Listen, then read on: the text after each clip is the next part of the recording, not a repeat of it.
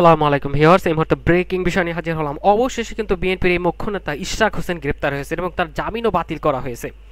অর্থাৎ হঠাৎ করে কেন এই বিএনপির এই নেতাকে গ্রেপ্তার করা হলো, কী দোষ ছিল তার, এবং সেই সাথে তাকে কিন্তু প্রিজম ভ্যানে করে নিয়ে কারাগারে প্রেরণ করা হয়েছে, তার জামিন নাকচ করে দেওয়া হয়েছে। হঠাৎ করে ইশরাক হোসেন কেন কারাগারে গেলেন এবং কারাগারে যাওয়ার মূল কারণ কি, সে সকল বিষয় নিয়ে এক্সক্লুসিভ কিছু তথ্য জানতে পারবেন। অন্যদিকে আরও যে তথ্য আপনারা জানতে পারবেন, এবার কিন্তু অটোরিকশা নিষিদ্ধ করা হয়েছে, কিন্তু যেখানে ভারতের প্রায় ২৬ লাখ অবৈধ নাগরিক আছে বাংলাদেশে, তাদের নিষিদ্ধ না করে অটোরিকশার উপর নিষেধাজ্ঞা জারি করা হয়েছে। এই সকল বিষয় নিয়ে এই সকল তথ্য দিয়েই ব্যাপক হুঁশিয়ারি বার্তা দিচ্ছে এই গণ অধিকার পরিষদের নেতা। আরও কি কি তথ্য দিয়ে সরকারকে হুঁশিয়ারি বার্তা দিলেন তা জানতে পারবেন। সেই সাথে এই অটোরিকশা চালকদের উপর যে অমানবিক নির্যাতন করা হয়েছে এবং তাদের বেরোজগারদের যে একটা মাধ্যম, সেটাও বন্ধ করে দিয়েছে এই সরকার। আরও কি কি তথ্য দিলেন সে সকল বিষয়েও জানতে পারবেন। এতক্ষণ সোশ্যাল শিরোনাম, এবার বিস্তারিত চলুন এবার দেখে নেই হঠাৎ করে কেন এই ইশরাক হোসেনকে গ্রেফতার করা হলো এবং সেই সাথে তাকে জামিন শুনানিতে আসা হলেও তার জামিন বাতিল করা হয়েছে। এদিকে তিনি প্রিজম ভ্যানে তাকে ওঠানো হয়েছে, তারপরেও এখান থেকে তিনি বলেছেন যে এক পাও জেলে রেখে রাজনীতি করি। আরও জেলের ভিতরে থেকেও তিনি কি তথ্য দিলেন, অর্থাৎ এই প্রিজম ভ্যানের ভিতরে থেকেও তাকে কারাগারে নেওয়া হচ্ছে এবং তাকে নেওয়া হয়েছে কেরানীগঞ্জের কেন্দ্রীয় কারাগারে। চলুন দেখে নিই প্রিজম ভ্যানে উঠে তিনি কি তথ্য দিলেন। রাজনীতি করি, বাংলাদেশের জনগণের অধিকার প্রতিষ্ঠার জন্য রাজনীতি করে যাচ্ছি।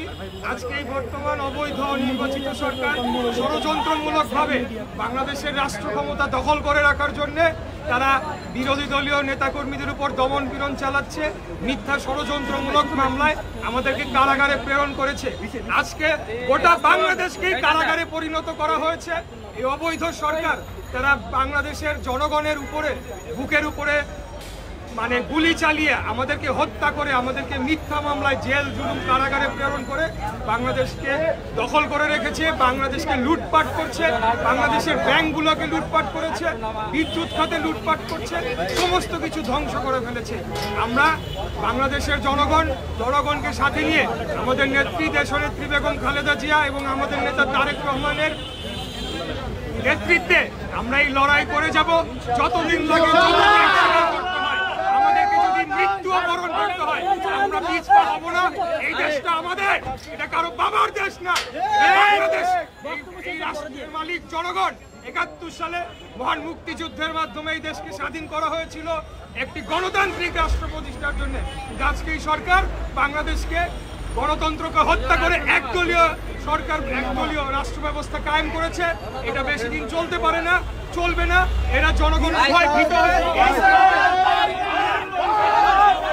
এদিকে তাকে গ্রেফতার করে নিয়ে যাওয়া হচ্ছে, তার জামিন বাতিল করে দেওয়া হয়েছে।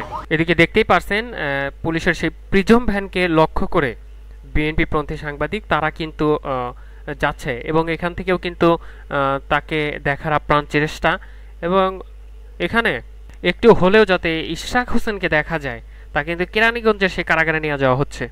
দেখতেই পারছেন প্রিজম ভ্যানের মধ্যে আছে ইশরাক হোসেন, তাকে জামিন নামঞ্জুর করে কারাগারে প্রেরণ করেছে। এদিকে চলুন আমরা দেখে নেই হঠাৎ করে অটোরিকশা নিষিদ্ধ ঘোষণা করা হয়েছে। আগে ভারতীয় ২৬ লক্ষ যে নেতাকর্মী আছে বা অবৈধ নাগরিক আছে তাদেরকে এই দেশ থেকে নিষিদ্ধ করুন, এরপর অটোরিকশা। আর কি কি তথ্য দিয়ে সরকার খুশির পর তার দিলেন চলুন দেখে নিই। চিন্তা করে কিভাবে তাদের এই ভোট চোরের অবৈধ ক্ষমতা টিকিয়ে রাখা যায়, কিভাবে জনগণের ভোট ছাড়া ক্ষমতার গদিতে তারা যে বসে আছে এটাকে দীর্ঘস্থায়ী করা যায়, দীর্ঘমেয়াদী করা যায়। আমার পূর্বে তারেক রহমান সাহেব চমৎকারভাবে উপস্থাপন করেছেন।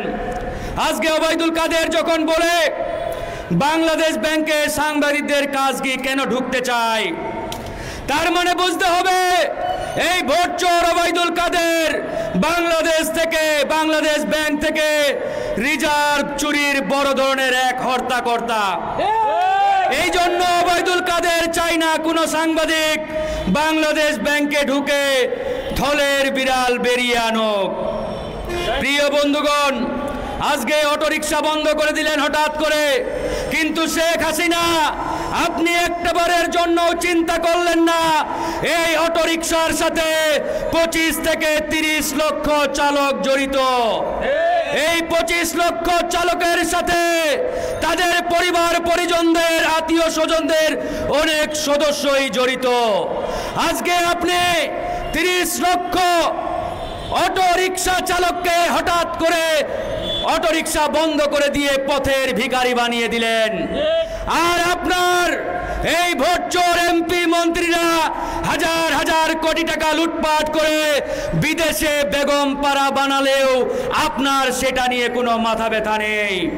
প্রিয় বন্ধুগণ, গতকালকে দেখেছেন দুবাই থেকে একটি রিপোর্ট বেরিয়েছে, সেখানে বাংলাদেশের 394 জন পাচারকারীর নাম এসেছে, যারা প্রায় 90,000 কোটি টাকা পাচার করেছে। এর আগে আমরা দেখেছি কানাডা, আমেরিকা, ইউরোপের বিভিন্ন দেশে আওয়ামী লীগের এই ভোটচোর এমপি মন্ত্রীদের হাজার হাজার কোটি টাকা লুটপাটের সেই মহা সমারোহ। প্রিয় বন্ধুগণ, আজকে এগুলো নিয়ে কথা বলার মানুষ বাংলাদেশে খুব একটা নেই, কারণ অনেকেই মনে করে এগুলোর বিরুদ্ধে কথা বললে আওয়ামী লীগের এই চান্ডা পান্ডারা নারাজ হয়ে যাবে। তাই আমরা বলতে চাই, আওয়ামী লীগের এই ভোটচোর চান্ডা পান্ডাদের বিরুদ্ধে আমাদের রুখে দাঁড়াতে হবে বন্ধুগণ। আজকে 3 চাকার রিক্সা বন্ধ করে দিয়ে রিক্সা চালকদের পেটে লাথি মেরেছেন।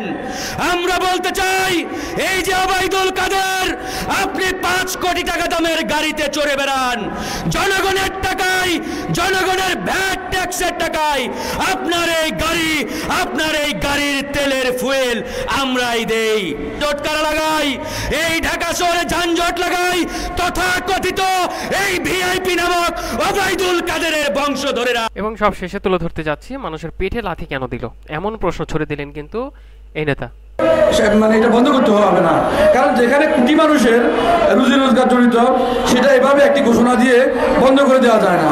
আর যদি বন্ধ করে দিবেনই আপনারা, তাহলে এটা কি আপনাদের অগোচরে কি এই অটোরিক্সাগুলো কি বাংলাদেশে প্রবেশ করছে? এটা তো আমদানি ইম্পোর্টের মাধ্যমে আমদানি করেই এদেশে এটা এসেছে।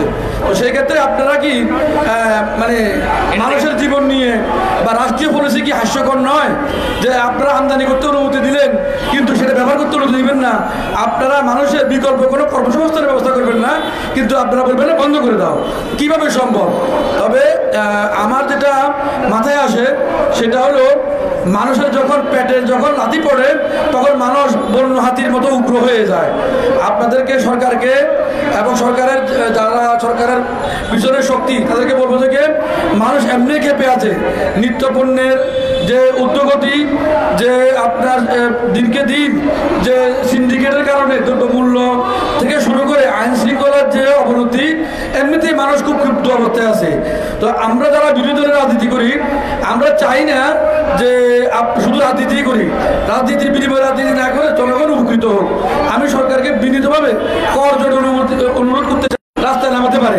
কারণ কোটি মানুষকে কিভাবে আপনার কোনো অবস্থা নেই, কারণ আপনারা তো এই দেশটাকে লুটে পড়ে খাওয়ার জন্য। এভাবে সমালোচনা করেন এই নেতা।